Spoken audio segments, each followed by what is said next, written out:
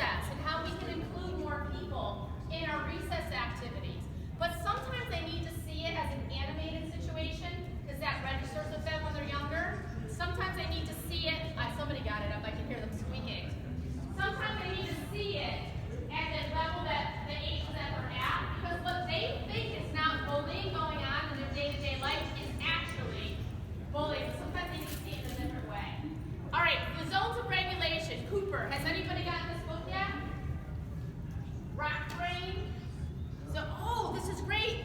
Excellent book to add to your library. Zones of regulation. So, it doesn't come up good on the screen, but it's great on my iPad. They're all different colors. The first zone is blue.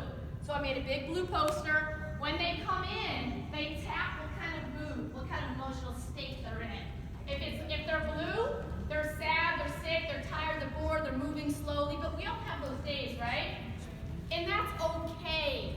Validate that. That's okay. Maybe they're in the green zone. They walk in, they're tapping green on the wall. I'm happy, I'm calm, I'm feeling okay, I'm focused, I'm ready to learn. But they don't always come in that way. But they get to acknowledge it's their way to quickly talk to the teacher and be like, you know what? I'm going to need a little help today. It's very discreet. They walk in, they walk by the posters, they tap, and they go into their instant activity. And that's what happens. We had a class come in one day, and they were all in the blue zone. I'm like, and they didn't come from recess. And I'm like, friends, sit down, let's talk about it. So there goes the lesson plan, right? But the child is more important than the curriculum, always. What's happening? I thought they were playing a trick on me. The teacher had just finished reading a story to them, and that the dog dies in the story. And then they lined up and they came to pee. I'm like, okay. And then we talked about the benefits of physical activity. And when you're feeling blue or down, that's okay. It's a natural feeling. But exercise will make you feel happy, and let's see if we can make it work today. And sure enough, on the way out, they tapped with pre and post. If any of you have an SLO or a teacher goal to work on emotional state or social emotional, then they tap on the way out, and you can collect data. They come in, they tap, they leave, and they tap. But the whole book is about it. It's awesome. Zones of regulation. All right, the Communologue guidelines. You probably have heard this if you've ever gone to therapy. It's always about I statements. I feel this way. I need this out of this activity. It needs to be the I statement so they stop blaming. So we need to get a Communologue dialogue going. So encourage your students to not just break the stick over and fling it. Make sure they know they're open, welcome, and it's okay for them to come to you. But here's the thing they're working on a lot now with police force, is make sure you get it before it escalates. You need to know your students. You need to know what sets them off. Now granted, you can't foresee everything, but when you know your students, you know that Amy's coming in and she doesn't do too well with this, or she doesn't work too well with her. You need to know that and make really smart, purposeful, and intentional decisions on your groupings, your teams, your partnerships. But when you see that kid getting worked up, that's when you need to go and diffuse the situation and not escalate it. Hand up if you've ever seen a teacher bully a student. Hand up if you've ever seen an administrator bully a teacher. Are we serious? We preach so much about anti-bullying, and our own colleagues are bullying classes, bullying each other, or the principal bullying you, working so hard. Are we? It's so frustrating. But the I statements are really important. So encourage your children to come up to you and say, I'm just really, really mad because he's always with him and they never include me. And the next thing you say is, so do I have this right? You're really, really upset because I always put Ben with Pete. Yeah! I'm sorry, man. I'm sorry, I didn't realize. That must make you feel really frustrated. Yeah! And that's all they need sometimes. So back into our concentric circles. You're getting comfy, right? Come on back to the center. We're going to practice our Communologue dialogue. It is so vital for you as the teacher to create that welcoming environment. And guess what? All the while you're teaching. Come on, people. I'm up here working my butt off. You got to get up here and help me out. We get to role play. It's fun. Make your concentric circle, so go ahead and face somebody. They need to know that it's okay to get your attention for a moment, but most importantly, you need to validate it. So people on the inside, think right now, you're going to come up with a scenario on why you're so upset, or angry, or frustrated. Think of something if you're on the inside circle, just make something up. Outside circle, you are the teacher. The first thing you do is you repeat back. So do I understand you correctly? You're upset because of X, Y, Z? Then they say yes. And then you validate the feeling. Everybody on the inside have an idea? So if I'm partners with Penny, I'm going to say, Miss Penny, I'm just so mad that you always put Betty in with Sally and I never included him. And then Penny will say, I'm sorry, I didn't know that bothered you. well, it does. So how does that make you feel? I'm really, really upset. Well, how do you think we should handle that? I should be able to be with them. So we need that dialogue, validate the feeling. But first, they need to be able to express to you. So go ahead, my inner circle. What are you upset about? Why are you mad?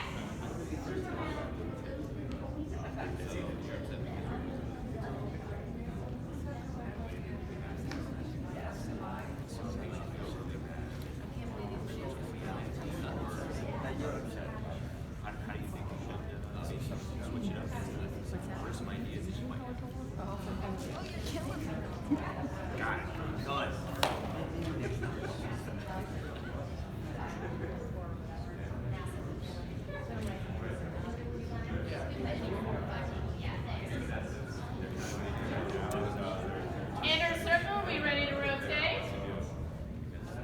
Actually, we're not going to rotate. We're going to stay right there.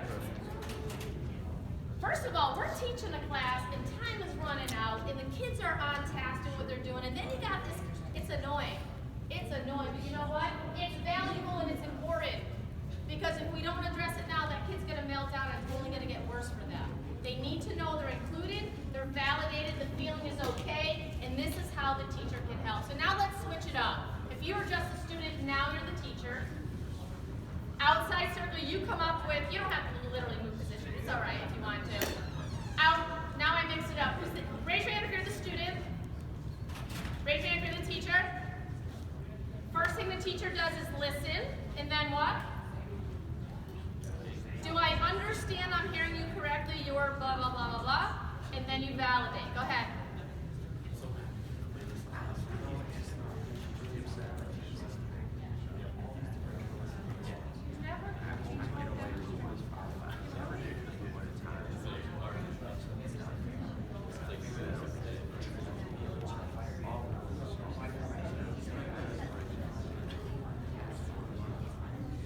Five seconds.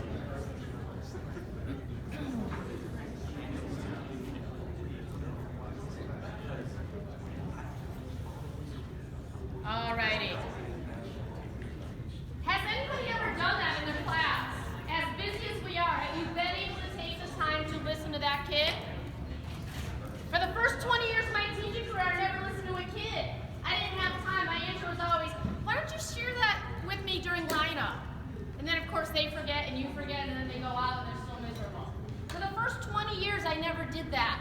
And for the moment I started, changed the way I taught. John Hitchewa, National Teacher of the Year out of Connecticut, quite a while ago. Amazing man. Right fielders are people too. Anybody? The book? At it. Right fielders are people too. He said, the longer I teach, the more gentle my touch. The longer I teach, the more gentle my touch.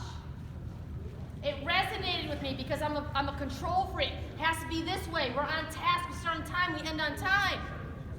I'm not very flexible, but I'm getting better with it. I can adjust, but it's uncomfortable for me. And so if rules weren't followed, they had their consequence. They got plenty of praise, but it happened this way. But the longer I've taught now, the more gentle my touch. Why? The student is more important than the curriculum. That's why. So here's some other things that I've tried. Have you tried any of these? You've got your stress toys. Ooh, I don't know if I can throw it. It's sticky. It sticks to me. We've got stress toys. We've got our mindfulness bottles, which, by the way, you can make on your own. Coming at you. Sorry for those of you on your phone. I just chucked one and nobody was looking at me. Coming over to the back corner. Coming over the circle. Have some little gadgets and some cool things. For when they need to take a break, they they go and they just grab something. I had a whole box of it. Sometimes I had sand in there and they reach in, just the tactile sensory, and they pull things out. Or they would just go with the mindfulness bottle and they would just shake it and watch it because they need to be redirected. Sometimes they ask for a break on their own. For my students, they didn't. But I hear that a lot of students do. They'll ask for their timeout chair or their chill out chair. If they do that for you, great. They never did it for me because, I don't know, I don't think they wanted to miss out what was going on. But they need to be redirected. And they need a sensory tactile, something to get their mind off of what's happening. How about the breathe app on your iPhones and your iPads? How many of you working with iPads in the classroom? Have them take that breathe app, sit down in this area that's safe for them, and breathe with it. It's really cool. It gives you a visual of how to breathe in and out. They love it. Does anybody use something different in their classroom to calm the students down? Besides just going to timeout and being calm, what do you use? I use Go Noodle. Go Noodle? For the whole class or for a student? Whole class.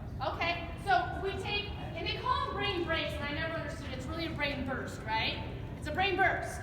But you know what I mean, brain break, brain burst. Sometimes they need a pattern interruption or a burst of exercise to redirect them and get them out of whatever was going on.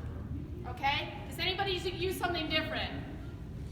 There's a new program that just came out. It's an app called Calm, and they're doing a promo. You go to calm.com/schools.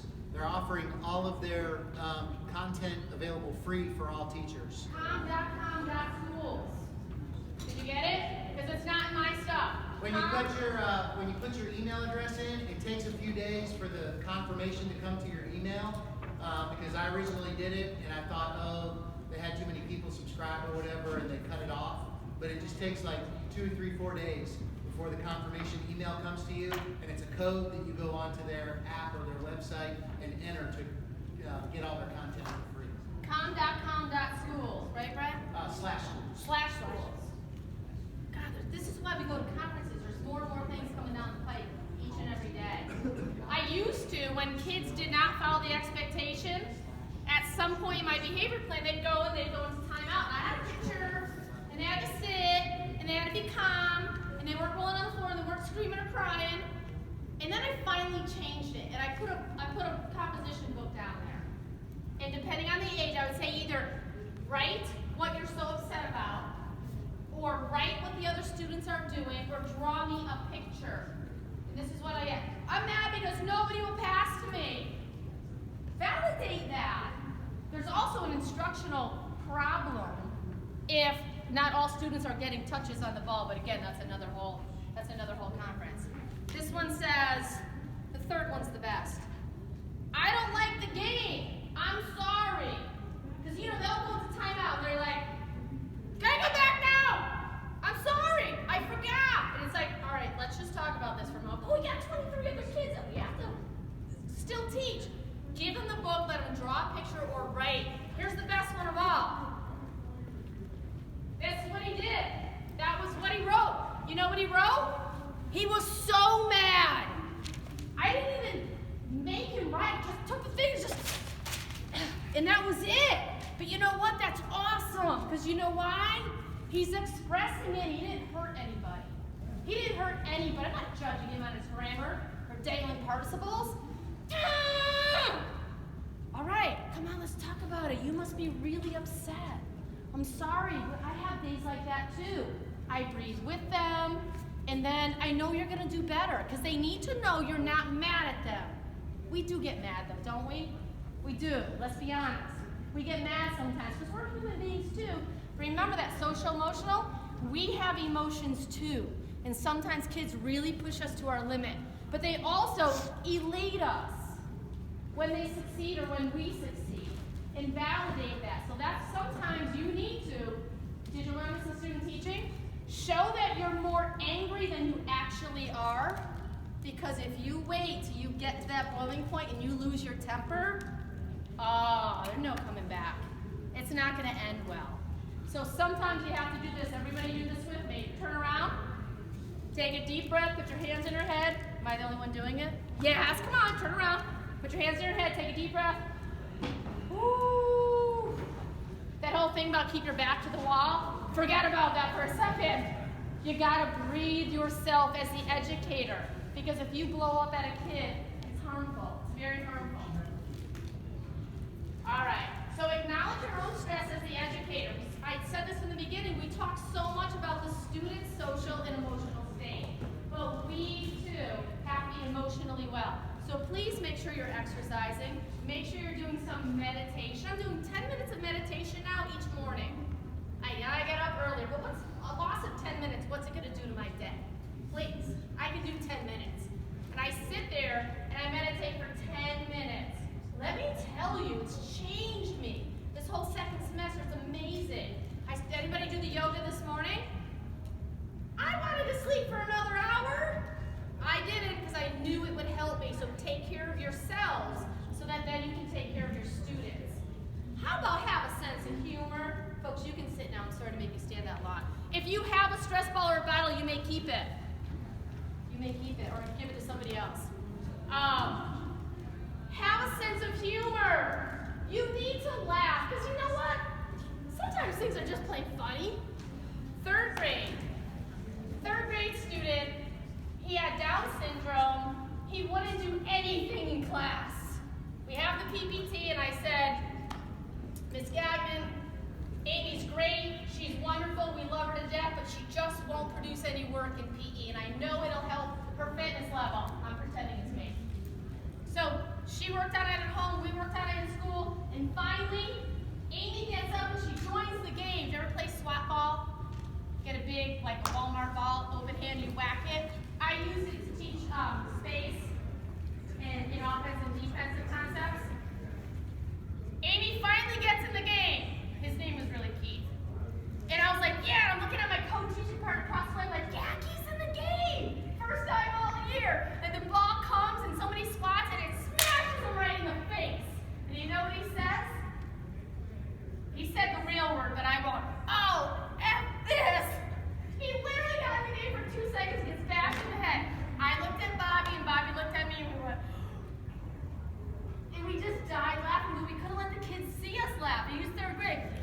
Keith said a bad word! Keith said a bad word! I'm like, I don't even know what to do with this right now, but it was so freaking funny. And he didn't get hurt, trust me. It was one of those light balls.